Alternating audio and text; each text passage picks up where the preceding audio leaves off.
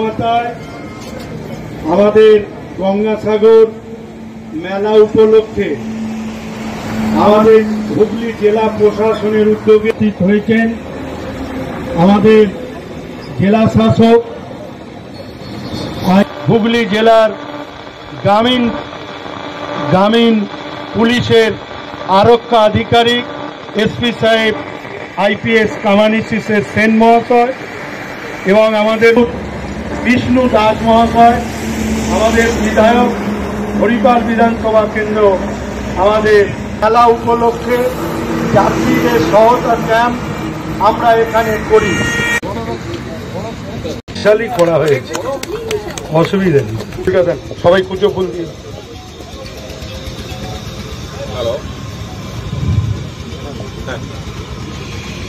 জয় কপিলমণি বাবা কি জয়, কপিলমণি বাবা কি জয়। আজকে যেটা আপনারা সকলেই এইখানে উপস্থিত হয়েছেন, আপনাদেরকে প্রথমেই এই আমাদের মকর সংক্রান্ত পূর্ণিমার আপনার চ্যানেলের মাধ্যমে যারা হুগলি আদিবাসীরা বাকি সবাইকে আমরা মকর সংক্রান্তের পূর্ণিমার সকলকেই আমরা শুভেচ্ছা এবং অভিনন্দন জানাই।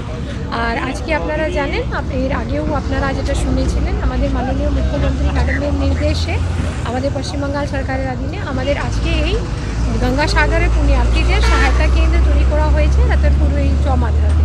তো আপনাদের চ্যানেলের মাধ্যমে যারা এই যাত্রার জন্য যাচ্ছে তাদেরকে আমরা সকলেই জানাতে চাই, আমাদের এই সহায়তা কেন্দ্র এখানে রয়েছে। যারা এই তীর্থযাত্রার জন্য যাচ্ছেন, যদি কিছু লাগে আমরা সব ধরনেরই এখানে প্রস্তুতিটা রয়েছে।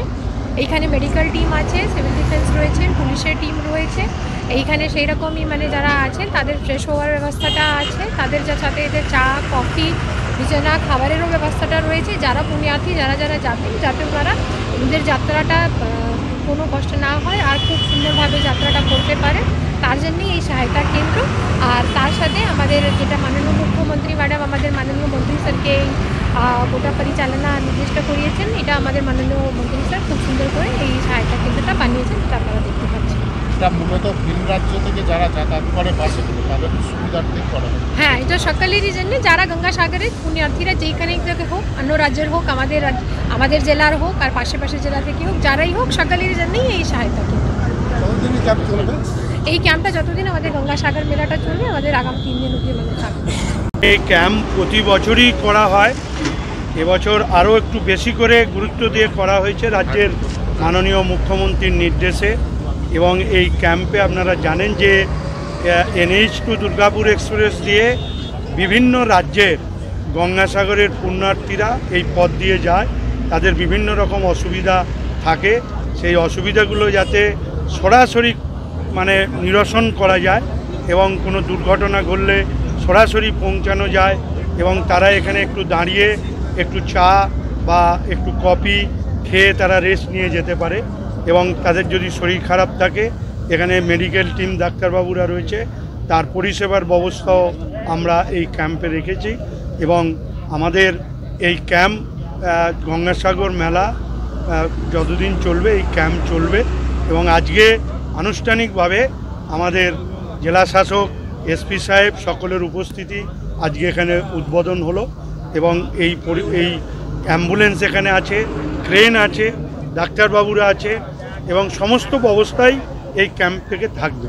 এবং তারা যতক্ষণ না ফিরছে ততক্ষণ পর্যন্ত আমরা এই ক্যাম্প চালিয়ে যাব।